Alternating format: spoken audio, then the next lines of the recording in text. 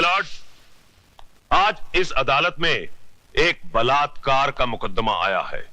बलात्कार यानी कि एक लड़की के साथ जबरदस्ती करके उसकी इज्जत को लूटना। मेरी राय में ऐसे अपराधी को गोली मार देनी चाहिए।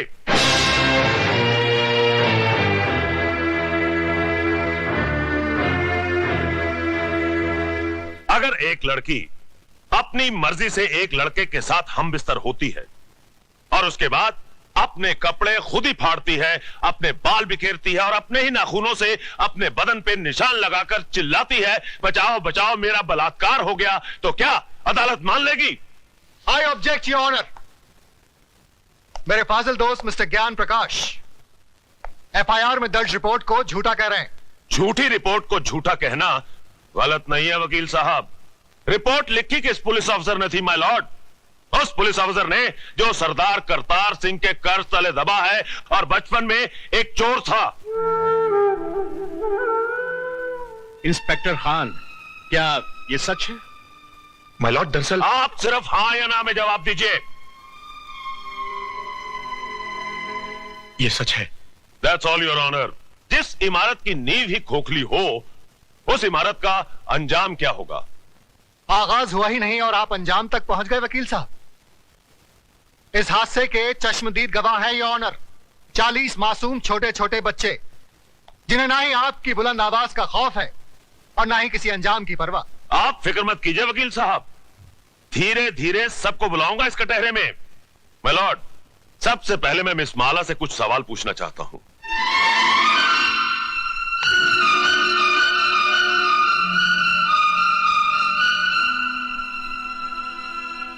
मिस माला, आपका यह कहना है कि मेरे मुवक्किल मिस्टर राज ने आपके साथ बलात्कार किया, लेकिन मेरा यह कहना है कि आप अपनी मर्जी से उनके साथ हम बिस्तर हुई और उसके बाद उन्हें बदनाम करने के लिए आपने उन पे इल्जाम लगाया कि उन्होंने जबरदस्ती आपकी ऐसा धंधा आपके खानदान की लड़कियां करती होंगी, मैं नहीं करती। You bloody! खबरदार, जो एक भी लफ्ज गलत बोला तो आपको शर्म नहीं आती अपनी बेटी जैसी लड़की से ऐसी बात कहते हुए? मिस माला, ये मंदिर नहीं जहां पर वचन किया जाए, ये अदालत है जिसमें एक मासूम की जिंदगी का फैसला होने वाला है। जिसने मेरी जिंदगी को गाली बना दिया वो आपको मासूम लग रहा है, इसलिए कि उसने आपके जेब में हरे हरे नोट भर दिए? अगर नोटों के लिए ऐसे ही अपने जमीर को बेचते रहे तो एक दिन इसी कटहरे में मेरी जगह आपकी बेटी खड़ी होगी, जो ऐसे किसी रईस के बेटे की हवस की शिकार हुई होगी। उस दिन न तो ये नोट आपके काम आएंगे और न ही आपकी आवाज गले से बाहर निकलेगी। गुनहगार को सजा दिलवाने के बजाय आप उसकी तरफदारी कर रहे हैं। तुम जैसे वकीलों को तो जन्म देकर तुम्हारी माँ भी पछता रही होगी। Order order! आप क्या ऑर्डर ऑर्डर किए जा रहे हैं? क्या आप सबका जमीर मर गया है? ये वही हिंदुस्तान है जहाँ औरतों को पूजा जाता था, कभी सीता के रूप में तो कभी सावित्री के रूप में। और आज उसी देश में अगर औरत को एक बार नंगा किया गया तो इसकी इज्जत को ढाका नहीं गया, बल्कि बार बार नंगा किया गया, कभी प्रेस वालों ने तो कभी टीवी वालों ने, और अब ये वकील साफ कर रहे हैं और आप चश्मा साफ कर करके देख रहे हैं। अरे समाज के ठेकेदारों, क्या भूल गए तुम लोग? द्रौपदी को भी एक बार नंगा किया गया था, कौरवों का पूरा खानदान मिट गया था, आज उनके खानदान का एक भी वारिस नहीं बचा। वकील साहब, यही पूछना चाहते थे ना कि बलात्कार के वक्त वो मेरे ऊपर था या नीचे? उसके हाथ कहाँ थे, मेरे स्तन पर या मेरी जांघों पर? बंद कर दीजिए तमाशा, अपनी घर की बहू बेटियों को बेइज्जत करने का ड्रामा बंद कर दीजिए। कहीं ऐसा ना हो कि आज की औरत शर्म की दहलीज पार कर जाए। इस अदालत में कल जो मुकदमा आएगा वो ये नहीं होगा कि एक लड़के ने एक लड़की का बलात्कार किया, बल्कि ये होगा कि एक लड़की ने एक लड़के का बलात्कार किया। सिर झुकाए ये खड़ा होगा, ये मैं नहीं। Order order! The court is adjourned. ये लड़की है या किसी देवी का अवतार? अरे पिछले 30 साल में मैंने बड़े से बड़े धुरंधर वकीलों को अदालत की धूल चटवा दी, लेकिन इसने मुझ जैसे पहाड़ को अपने पैरों तले रौंद के रख दिया। मगर आप तो अपने आप को माइक टाइसन कहते थे। माइक टाइसन को भी कोई मर्द नहीं पछाड़ पाया था। अरे उसे भी पछाड़ा तो एक मामूली सी लड़की ने। मगर अब हम क्या करें ये तो बताइए। इससे पहले कि कल सुबह जज अपनी कुर्सी पर बैठे, माला को इस दुनिया से उठवा दीजिए।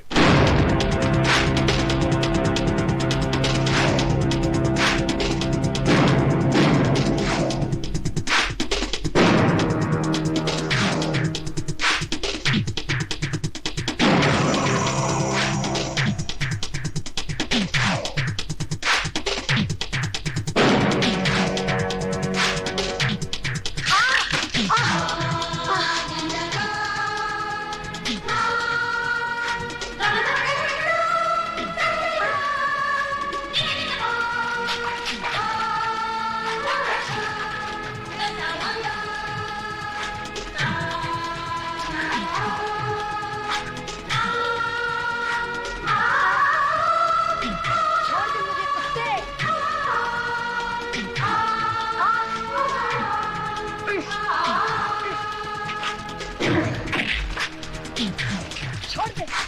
छोड़ दे मुझे।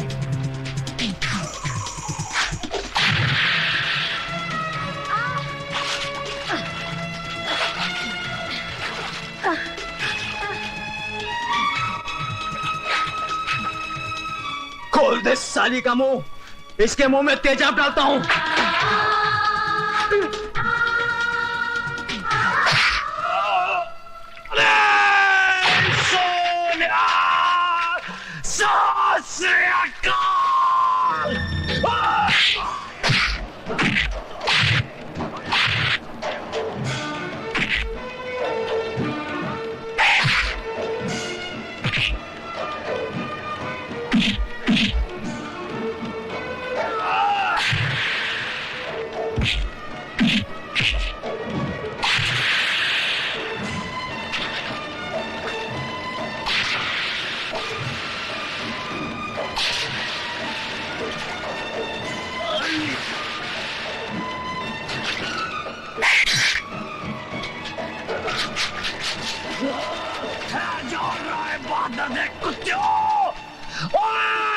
सरदार करतार सिंह तोड़े फटे चक देगा।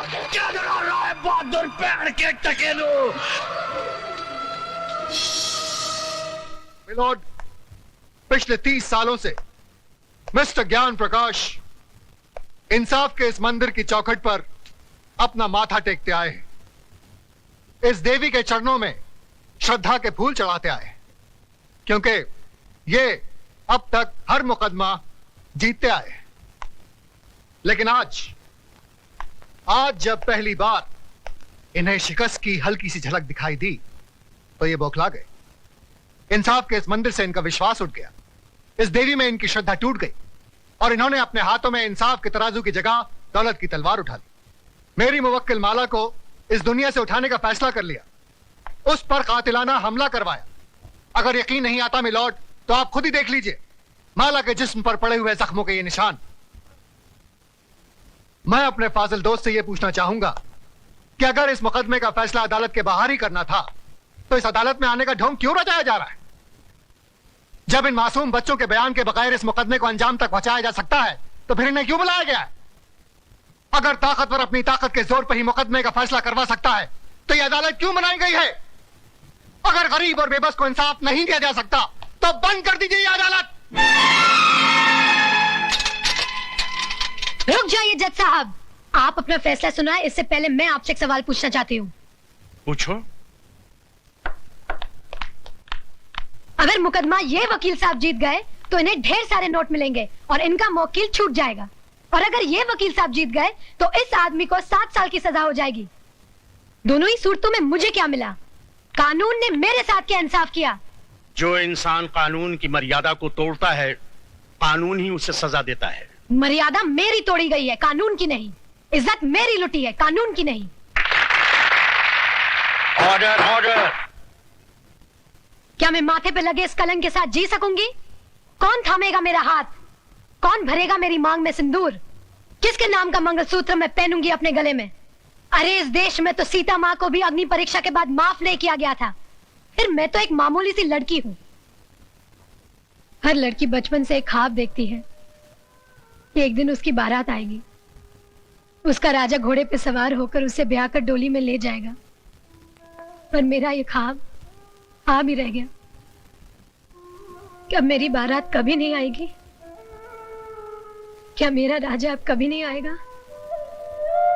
जज साहब, क्या मैं बिन ब्याही रह जाऊंगी? क्या मैं बिन ब्याही रह जाऊंगी?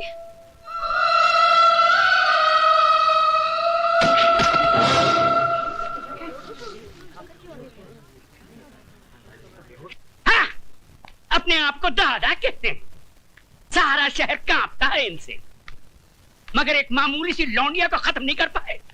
अरे लानत है तुम पे और तुम्हारे आदमियों पे। अब खड़ा खड़ा मुंह क्या देख रहा है? Get the hell out of here you stupid asshole.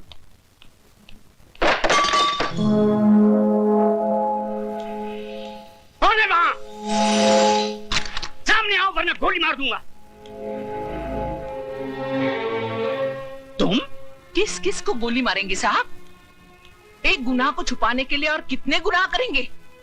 पूरा शहर तुम्हारे नाम पर थूक रहा है, पूरे शहर को मिटाएंगे। साहब, इंसानी बने रहना, भगवान बनने की कोशिश मत करना, वरना वो ऐसा मिटा देगा कि ना तुम जी सकोगे ना ही मर सकोगे। तुम्हारी ये मजाल कि हमारे सामने जबान खोलो। 40 साल लगे साहब, 40 साल, तब जाके जबान खुली है। पैसों से बहुत बड़े हो गए, लेकिन इंसान छोटे रह गए। कौशल्या, तुम्हें तमीज नहीं मालिक से कैसे बात की जाती है? तुम तमीज सिखाओगी मुझे, जिसने तुम्हारे मर्द को पैजामे का नाड़ा बांधना सिखाया है? अरे बहू, जब घर में आग लगी हो तो पानी डालकर उसे बुझाया जाता है, लेकिन तुम उस आग में तेल डाल रही हो। अगर इसी रफ्तार से तेल डालती रही तो कुछ ही दिनों बाद यहाँ हवेली नहीं शमशान घाट होगा। इनफ इज इनफ, नमक हराम, दफा हो जाए यहाँ से। और खबरदार जो फिर इस दहलीज पे कदम रखा। फिक्र मत करो साहब, तुम्हारी दहलीज पर पैर तो क्या, उस पर थूकूंगी भी नहीं। दोनों तरफ के गवाहों के बयानात सुनने के बाद और तमाम हालात को मद्देनजर रखते हुए यह अदालत इस नतीजे पर पहुंची है कि मुलजिम राज ने जुर्म किया है और वो कानून का मुजरिम है। लेकिन कानून से पहले वो माला का मुजरिम है, जिसकी जिंदगी को उसने तबाह कर दिया और समाज में इज्जत से जीने का हक उससे छीन लिया। लिहाजा ये अदालत मुलजिम राज को यह हुक्म देती है कि जिस लड़की को नंगा करके उसने बेइज्जत किया, उसी लड़की से शादी करके उसे अपने घर की इज्जत बनाए।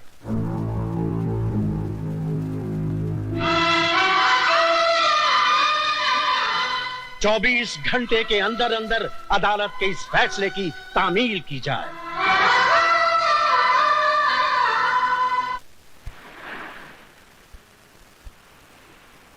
लिहाजा यह अदालत मुलजिम राज को यह हुक्म देती है कि जिस लड़की को नंगा करके उसने बेइज्जत किया, उसी लड़की से शादी करके उसे अपने घर की इज्जत बनाए।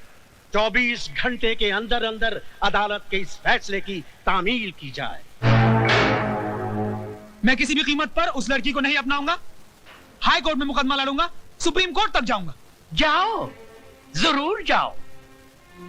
आज तो हम सिर्फ इस शहर में बेइज्जत हुए हैं, कल हमें सारे मुल्क में बेइज्जत करो और परसों सारी दुनिया में, ताकि वो लोग जिनकी आज तक हिम्मत नहीं हुई थी इस हवेली की तरफ आंख उठा के देखने की, घर में घुस आए और हमारे मुंह पे थूके।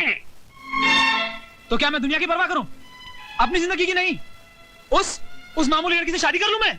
अब वो एक मामूली लड़की नहीं रही, अखबारों की सुर्खियां बन गई है वो। इस शहर के हर आदमी की बेटी बन चुकी है वो। तुम्हारी भलाई बस इसमें है कि तुम कोर्ट का ऑर्डर मान लो और उस लड़की से शादी कर लो, वरना ये घर तबाह हो जाएगा। मैं आपके लिए 7 साल की सजा काटने के लिए तैयार हूं, मगर उस लड़की से मैं हर की शादी नहीं करूंगा। जिस लड़की ने सुबह का सूरज तक न देखा हो, जिसे किसी चीज को हासिल करने के लिए कोशिश तक न करनी पड़ी हो, उसे क्या मालूम कि जेल की कोठरी क्या होती है, उसका अंधेरापन कैसा होता है।